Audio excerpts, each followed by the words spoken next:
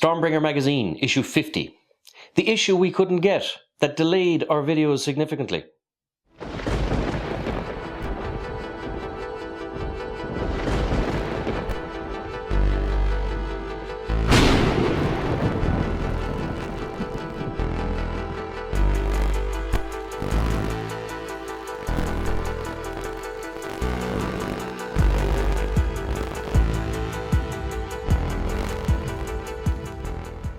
Hello and welcome to The Lucky Roll, an eclectic channel for eclectic games, and today we'll be doing issue 50 of our continuing Age of Sigmar Warhammer magazine series, Stormbringer. Now in this issue we get 2 new paints and we get a texture spreader brush.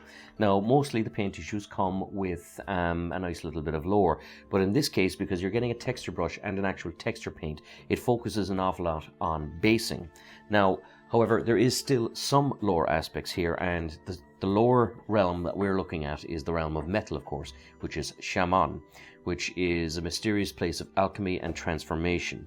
It was kind of created by a king or a god creature called Grunugni, who was cast in chains but freed by Sigmar, and once he was released he started creating all these different islands in this realm. But part of his forging process was something called aether gold, which is a magical material highly sought after by all the other kind of alchemists in the realms. It's also the home of the sky dwarfs. Now, this is also a realm very much under siege by Tzeentch. So Tzeentch is trying to succumb the entire realm to chaos, but the sky dwarfs, the Duarden, are constantly fighting Tzeentch in the skies. Now Sigmar has come and is kind of allied with them, so they're part of the forces of order. But this is a kind of a nice little taster for miniatures that will be coming in the next few issues.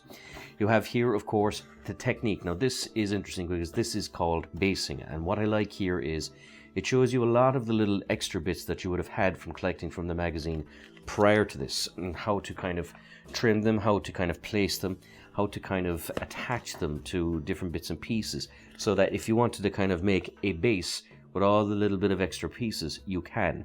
And it's a lovely way not only of personalizing your miniature, but also kind of making your own stamp, or kind of allowing the creative flow. And it has an interesting thing here as well about finding a balance where you have too much and just right. So you don't want to saturate the model, especially if it's just a normal infantryman.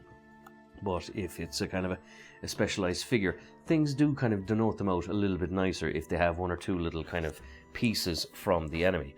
So it shows you here how to kind of glue bits to the base, and this of course is the other part of the technique, which is basing. Now it has a technical paint here called Agrellan Earth, which is a very interesting kind of paint, because if you layer it on, it goes hard and it starts to crack, and it gives a really cool kind of cracked earth shape. Now I've already used something like this before called Martian Iron Earth, where I kind of gave a red sandy plane to my Stormcast Eternals, but if you wanted to do something here again with a kind of a brown dryish swamp, you can do so here with this. A very good paint, and of course you have here the actual texture spreader tool here, which I will show in a moment, but it goes into a lot of details about this.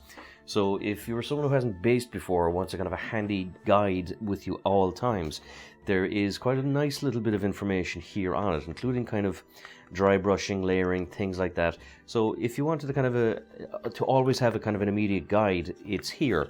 And there is no shortage of kind of different paints or techniques you can use with it. So quite a good kind of issue for teaching people, and kind of it gives you some elements here of what you can kind of achieve with the paints. You have here, of course, the battle plan, which is a continuation of the Realm Scout Fury of the Forest, and kind of different highlights and playthroughs.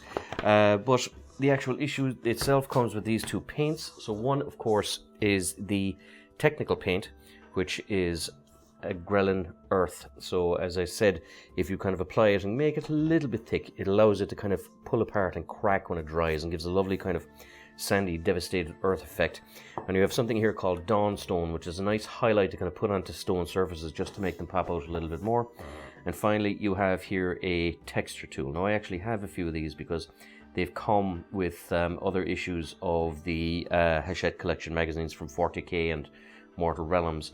But it's a good tool, and the funny thing is they last. I still have the first one I have, so I have about 2 more, not including this one, and I've never felt the need to kind of get to them. So it's not a cheap tool, like it's plastic, but it will last.